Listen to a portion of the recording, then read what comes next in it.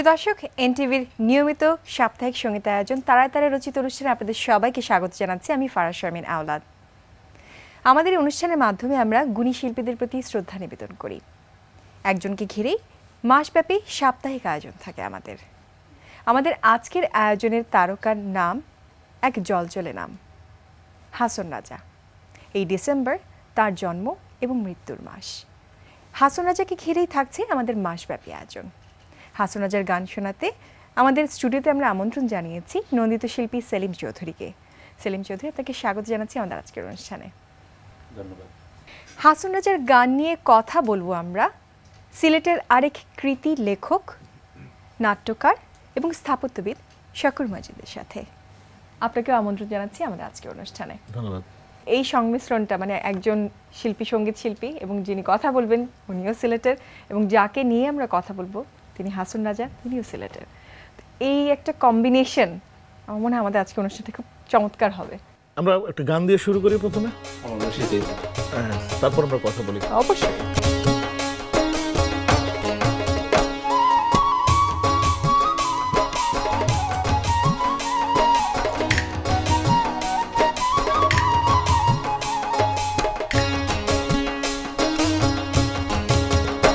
নিশা লাগিল রে বাঁকা দুই নয়নে, নিশা লাগিল রে, নিশা লাগিল রে বাঁকা দুই নয়নে, নিশা লাগিল রে। হাসন রাজা প্যারির প্রেমে মজিল রে, হাসন রাজা প্যারির প্রেমে মজিল রে, নিশা লাগিল রে বাঁকা দুই নয়নে, নিশা লাগিল রে, নিশা লাগিল রে বাঁকা দুই নয়নে, নিশা লাগিল রে।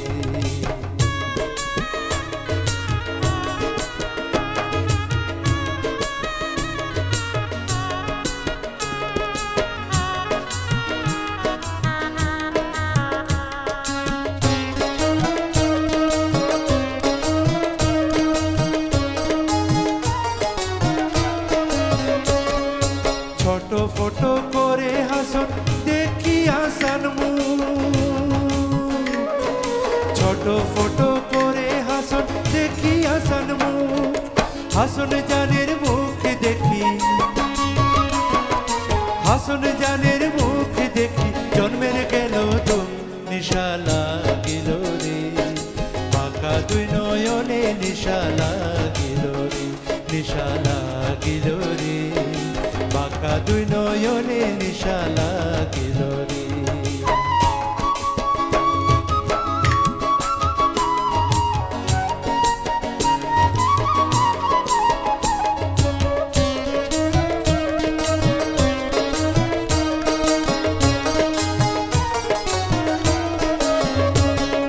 হাসন জানের রূপটা দেখি ফালদি ফালদি উঠে, হাসন জানের রূপটা দেখি ফালদি ফালদি উঠে, চিড়া বাড়া হাসন রাজার,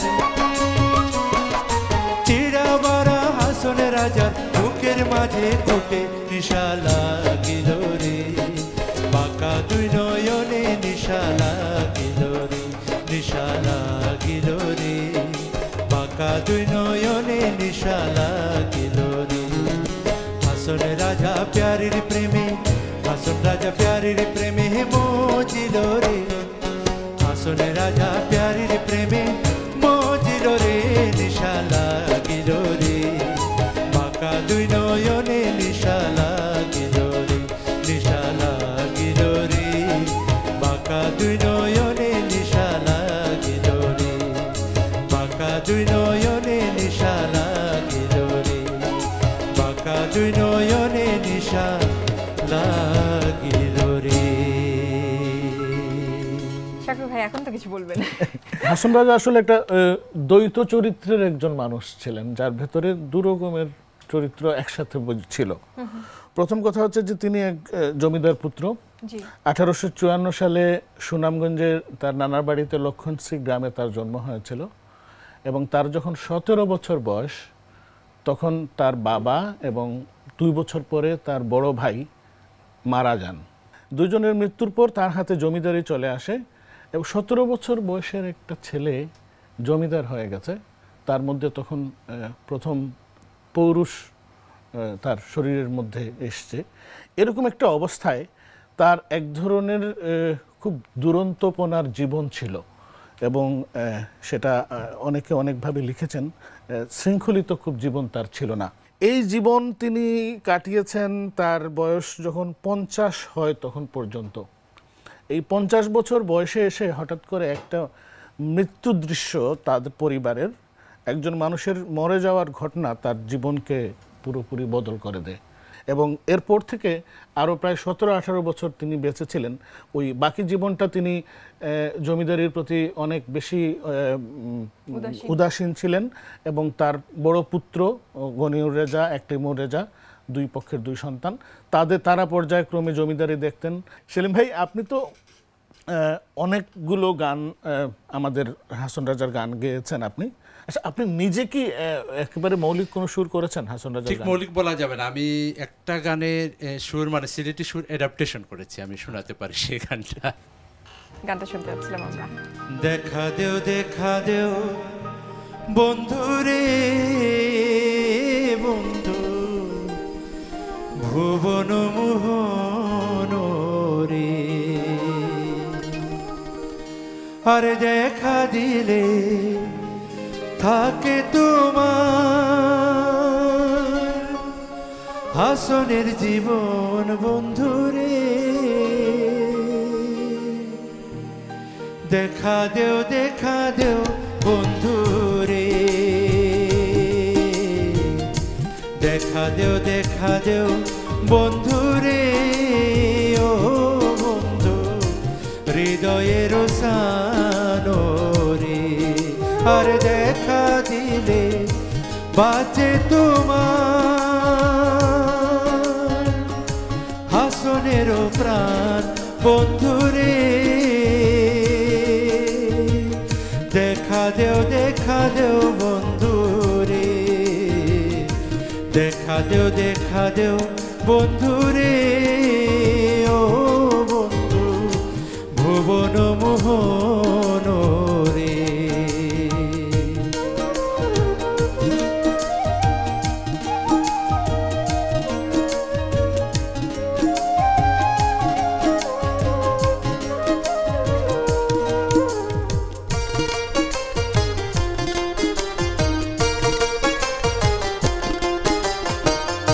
প্রেমানলে জ্বলিয়ায় আমার বন্ধু তনু জোর জোর রে, প্রেমানলে জ্বলিয়ায় আমার ও বন্ধু তনু জোর জোর রে, আরে এবো নাকি প্রাণের বন্ধে বাসে মোরে পর বন্ধু রে, দেখা দেও বন্ধু রে, দেখা দেও বন্ধু রে, ও বন্ধু হৃদয়ের সানো রে।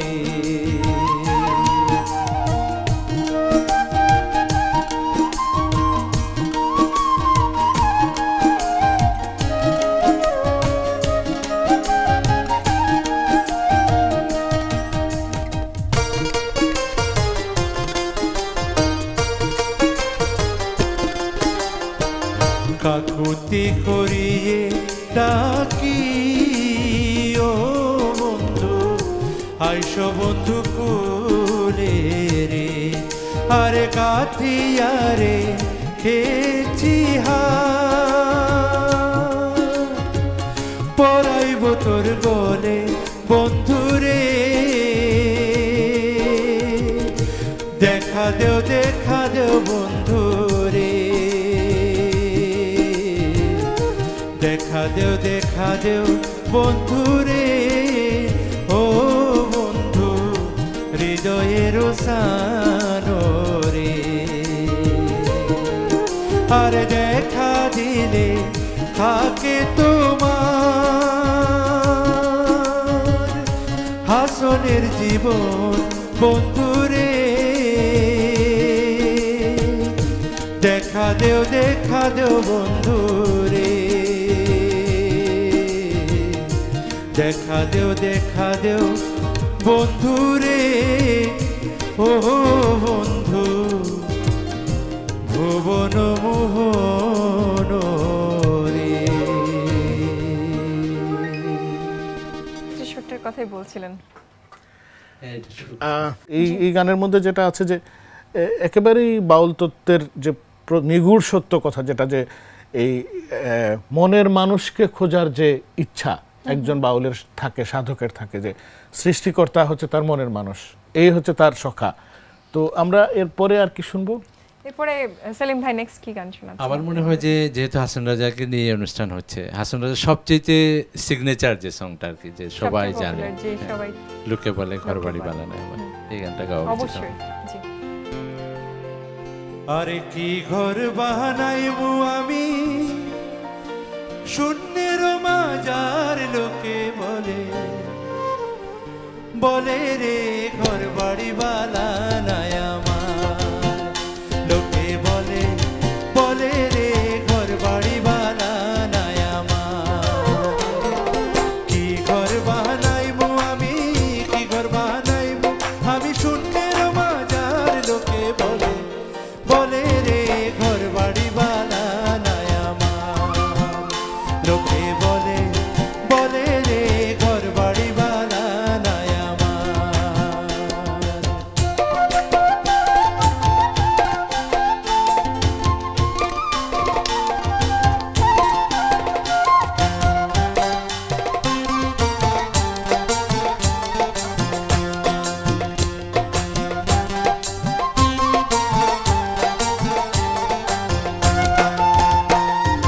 বালা করি ঘর বানায়া আরে কয়দিন থাকবো আর, আরে কয়দিন থাকবো আর, বালা করি ঘর বানায়া আরে কয়দিন থাকবো আর, আরে কয়দিন থাকবো আর।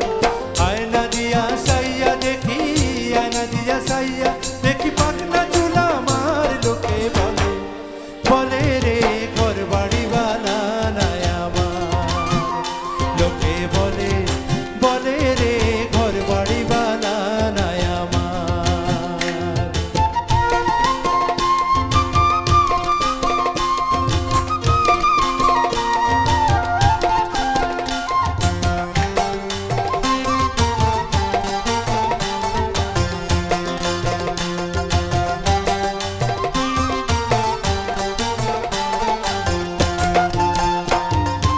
এই ভাবিয়া হাসন রাজা হরে ঘর দুয়ার না বান্ধে, হরে ঘর দুয়ার না বান্ধে, এই ভাবিয়া হাসন রাজা হরে ঘর দুয়ার না বান্ধে। কোথায় নিয়া রাখবো আল্লাহ, কোথায় নিয়া রাখবো আল্লাহ, তার লাগিয়া কান্দে, লোকে বলে রে ঘর বাড়ি বানায় আমার, লোকে বলে রে ঘর বাড়ি বানায় আমার।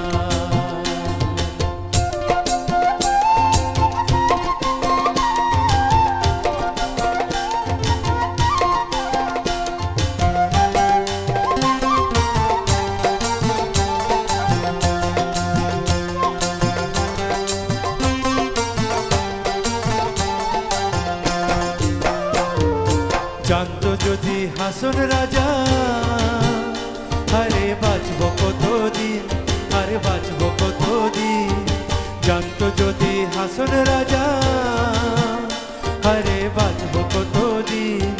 বানাইতো দালান কোঠা, বানাইতো দালান কোঠা করিয়া রঙিন, লোকে বলে রে ঘর বাড়ি বানায় আমার, লোকে বলে রে ঘর বাড়ি বানায় আমার। আর কি ঘর বানাইবো আমি, কি ঘর বানাইবো আমি শূন্যের মাজার, লোকে বলে রে ঘর বাড়ি বানায় আমার, লোকে বলে রে ঘর বাড়ি বানায় আমার, ঘর বাড়ি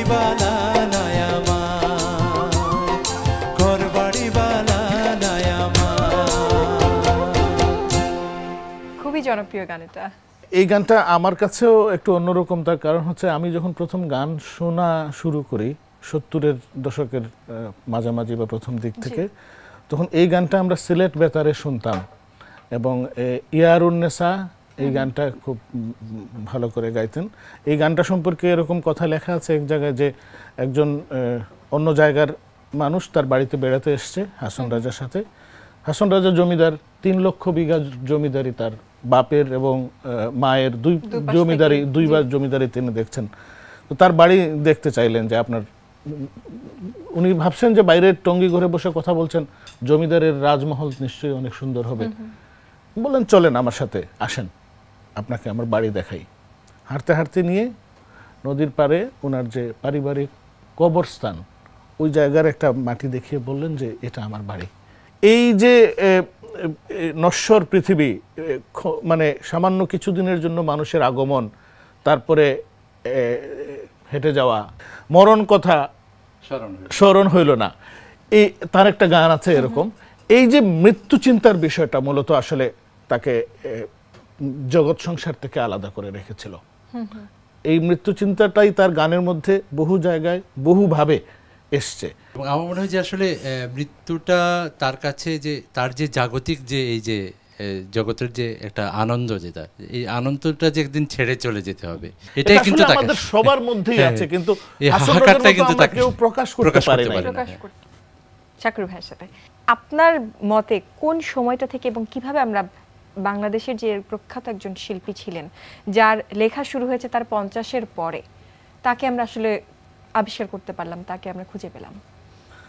এটার জন্য হাসন রাজার পুত্র গনিউর রেজা চৌধুরী, ওনাকে কৃতিত্ব দিতে হবে। কারণ তিনি প্রভাত কুমার শর্মা নামে এক ভদ্রলোক, এমসি কলেজের ছাত্র, তাকে তার বাবার পাণ্ডুলিপিগুলো দিয়ে শান্তিনিকেতন পাঠিয়েছিলেন রবীন্দ্রনাথ ঠাকুরের কাছে হাসন রাজার মৃত্যুর 4-5 বছর পরে।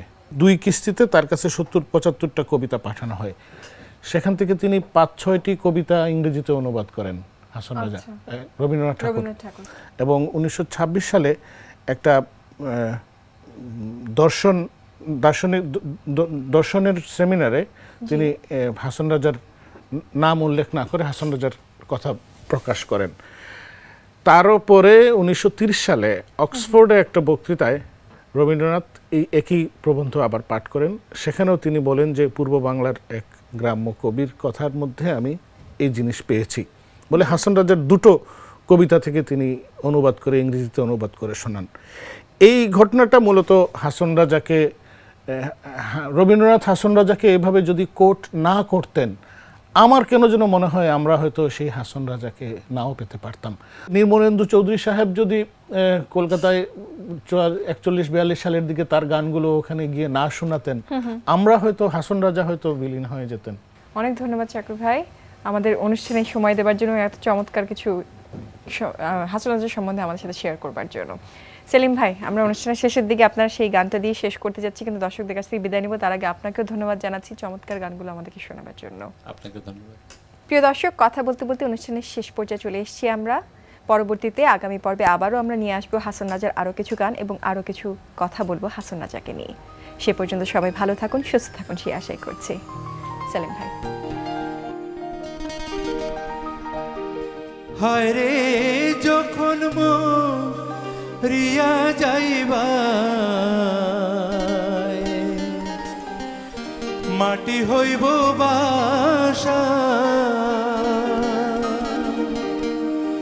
তখনই কোথায় রইব রঙের আমপাশা। মরণ কথা স্মরণ হইল না রে, হাসন রাজা তো মরণ কথা স্মরণ হইল না, মরণ কথা স্মরণ হইল না রে, হাসন রাজা তো মরণ কথা স্মরণ হইল না।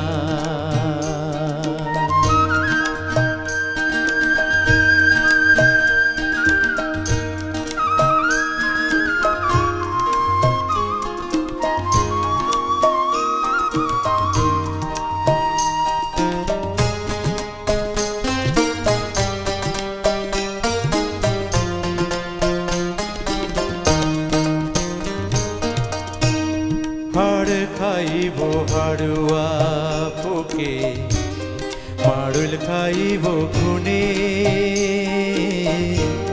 হাড় খাইব হাড়ুয়া ফুকে মাড়ুল খাইব খুনে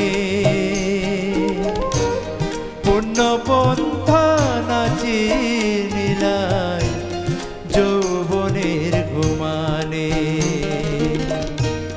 না রহিব ঘর বাড়ি না রইব সংসার তোমার না রহিব ঘর বাড়ি না রইব সংসার না রহিব লক্ষণ সিরি নাম পড়বো না মরণ কথা স্মরণ হইল না রে হাসন রাজা তো মরণ কথা স্মরণ হইল না মরণ কথা স্মরণ হইল